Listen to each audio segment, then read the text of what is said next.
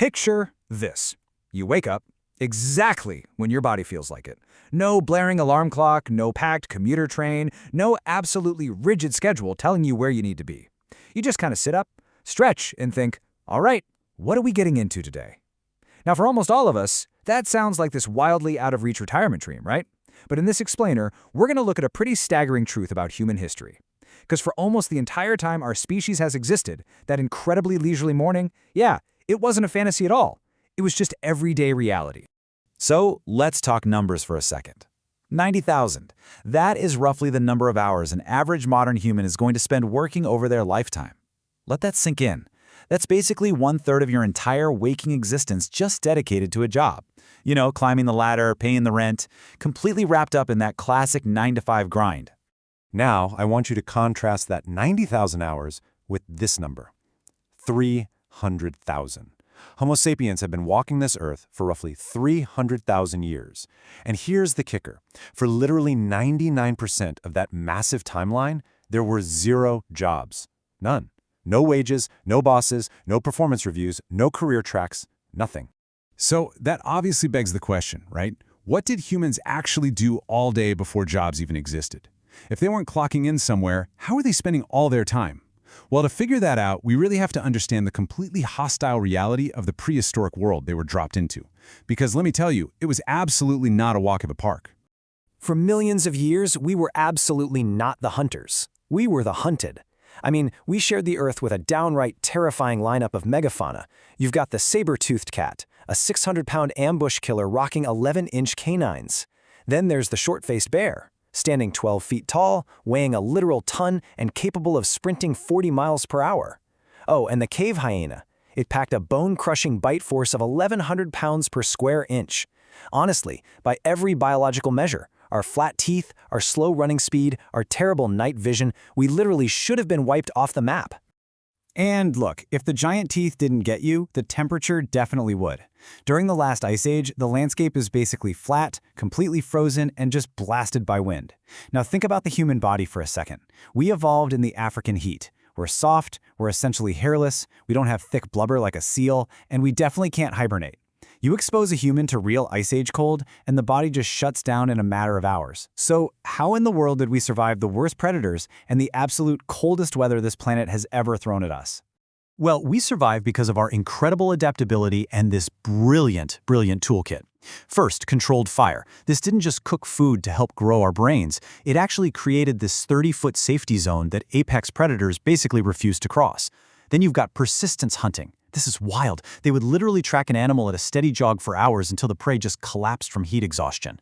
And then around 30,000 years ago, someone invents the sewing needle. That was an absolute game changer. It meant fitted, wind-proof clothing. And out there on the frozen steppes, they were actually building massive insulated houses out of mammoth ribs and tusks. So they outlasted the monsters, they completely beat the winter, and because they totally mastered survival using their brains and their teamwork, they earned something far more valuable than anything else. They earned the ultimate luxury, time. Which brings us to this massive, mind-blowing revelation. 15 hours. When anthropologists went out and studied modern hunter-gatherer groups that live similarly to our ancestors, like the Juhoansi in Botswana, they found something that completely shatters our whole modern worldview. These folks were only spending about 15 to 20 hours a week acquiring food and surviving. That's it, 15 hours a week. Just compare our modern reality to that ancient one for a second. Today, we're enduring these 40-plus hour work weeks, totally packed with commuting, endless emails, burnout, and just constant stress. Back then, just 15 hours a week to survive and completely thrive. You are probably working twice as much as a prehistoric human living in an actual ice age. We've kind of convinced ourselves that modern life is the absolute pinnacle of human convenience, and yet we're frantically working way more than our ancestors ever did. Let's actually walk through what a typical ancient day looked like so we can really grasp this. Step 1. You spend maybe 4 to 6 hours securing food, or maybe making and repairing some tools. And hey, if you had a really big hunt a few days ago, you might not work at all today. Literally, by early afternoon, the so-called productive part of your day was completely over. Step 2. About 6 solid hours of purely social time.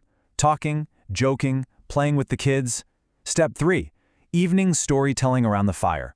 And finally, step 4. A full night of sleep, which was actually divided into 2 distinct phases. And here's the thing. With all this extra time on their hands, they didn't just sit around staring blankly at a cave wall. Not at all. All of this free time was essentially the fertile soil from which human culture grew. They didn't just survive, they created. We actually have the archaeological evidence that proves exactly what they were doing with those free hours. Take Chave Cave, we find 30,000-year-old animal paintings there with incredible perspective and shading. Or Blombo's Cave, where someone literally walked 40 kilometers just to collect shells, and then spent hours carefully drilling these tiny holes to make 100,000-year-old jewelry. In Germany, archaeologists found a 40,000-year-old flute carved out of a vulture bone, complete with perfectly spaced finger holes. Somebody spent hours crafting a beautifully pitched instrument purely for music. Not to survive, just to create beauty. And you know, even their sleep was totally free from modern scheduled constraints. Today, we cram our rest into this single monophasic 8-hour block, right? And if we wake up at 2 a.m., we call it insomnia and just completely panic about being exhausted for work the next day. But our ancestors, they practiced biphasic sleep. They'd sleep for about 4 hours, wake up for an hour or two in the pitch-black night for some quiet reflection, maybe some intimacy or just stoking the fire, and then they'd comfortably go back to sleep for another 4 hours. And what were they doing around those fires during the night?